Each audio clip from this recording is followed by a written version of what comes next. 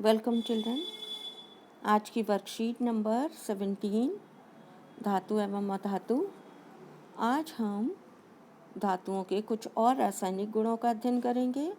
इसके साथ साथ हम अपने दैनिक जीवन में प्रयोग किए जाने वाले अम्ल और क्षार के बारे में जानेंगे। हम पिछली कक्षा में अम्ल और क्षार के गुणों के बारे में पढ़ चुके हैं। आपने 7th में अम्ल और क्षार के गुणों का अध्ययन किया है। अम्ल खट्टे होते हैं, क्षार कड़वे होते हैं। अम्ल लिटमस के साथ कैसे रिएक्ट करते हैं ये भी आपने पढ़ा हुआ है। कुछ सामान्य अम्ल और उनके स्रोत इस प्रकार हैं। हमारे दैनिक जीवन में जो अम्ल हम यूज़ करते हैं उनका और उनके स्रोत क्या हैं इस बारे में हम जानेंगे।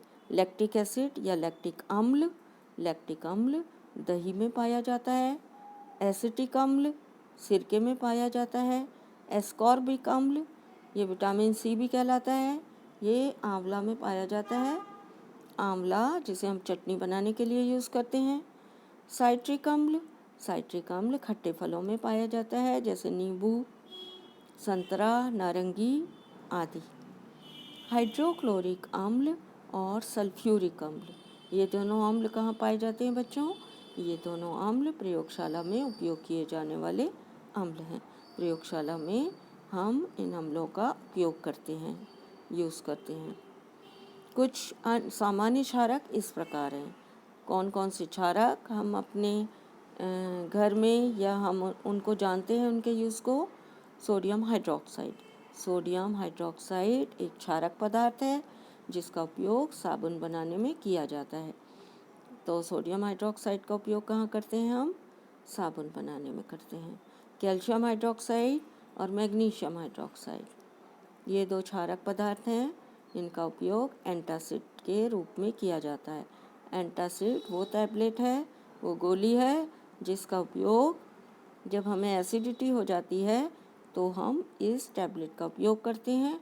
एंटासिड की गोली मैग्नीशियम हाइड्रोक्साइड और कैल्शियम हाइड्रोक्साइड नामक क्षारक का उपयोग करके बनाई जाती है, जो हमारी एसिडिटी के इफ़ेक्ट को ख़त्म करती है। अब हम धातुओं के कुछ रासायनिक गुण जानेंगे। रासायनिक गुण पहला है अम्ल से क्रिया। धातुएं अम्लों से कैसे अभिक्रिया करती हैं? तो धातुएं जब अम्लों से क्रिया करती हैं तो लवण बनाती हैं और कौन सी गैस बनाती हैं? और साथ में हाइड्रोजन गैस उत्पन्न करती हैं जो पॉप ध्वनि के साथ चलती है। तो हमें कैसे पता चलेगा कि निकलने वाली जो गैस है, जब धातुएं अम्ल के साथ क्रिया कर रही हैं तो जो गैस निकल रही है वो हाइड्रोजन है।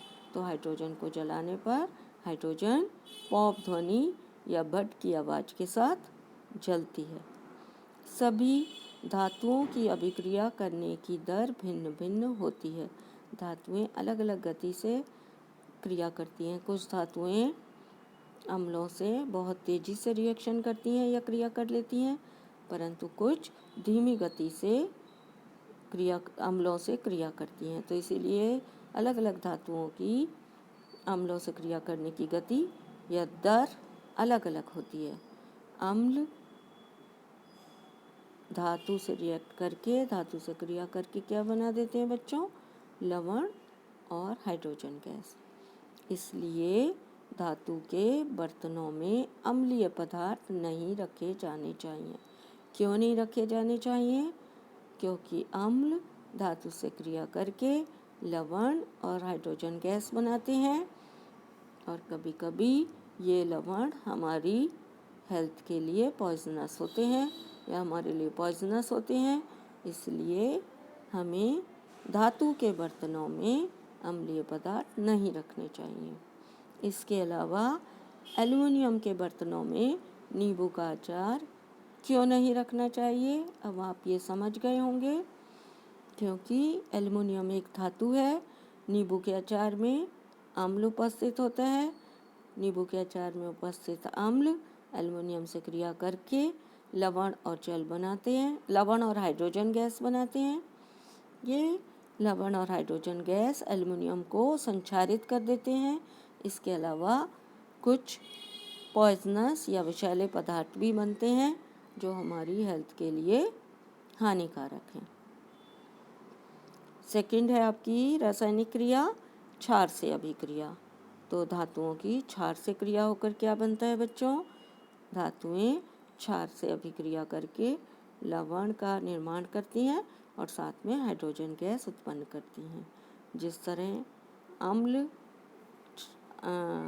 धातु अम्लों से क्रिया करके लवण और हाइड्रोजन गैस बनाती हैं, उसी प्रकार धातुएं क्षारक पदार्थ से क्रिया करके लवण और हाइड्रोजन गैस बनाते हैं। अब आप स्वयं को जांचिए, आपने इस वर्कशीट से क्या सीखा। पहला क्वेश्चन नंबर 1, कुछ सामान्य अम्ल और उनके स्रोतों के नाम में बताइए। सामान्य अम्ल जिनको हम दैनिक जीवन में उपयोग करते हैं, तो हाँ यहाँ आपको ऊपर लिखे हुए हैं। फर्स्ट वन इज लैक्टिक अम्ल। लैक्टिक अम्ल कहाँ पाया जाता है बच्चों? दही में। उसके अलावा एसिटिक अम्ल। एसिटिक अम्ल कहाँ पाया जाता है? सिरके में। और एस्कॉर्बिक अम्ल जिसको विटामिन सी भी कहते हैं, आंवले में पाया जाता है। साइट्रिक अम्ल नींबू और नारंगी में पाया जाता है। तो आप इनमें से 3 या 4 अम्लों के नाम और उनके स्रोत लिख सकते हैं। क्वेश्चन नंबर 2, अचार को एल्युमिनियम के बर्तन में क्यों नहीं रखना चाहिए? तो अचार को एल्युमिनियम के बर्तन में क्यों नहीं रखना चाहिए? एल्युमिनियम एक धातु है। अचार में उपस्थित अम्ल धातु से क्रिया करके लवण और जल बनाते हैं, और लवण कभी कभी ये बनने वाले लवण विषैले होते हैं और हमारी हेल्थ के लिए हानिकारक होते हैं। इसलिए अचार को एल्युमिनियम के बर्तन में नहीं रखना चाहिए।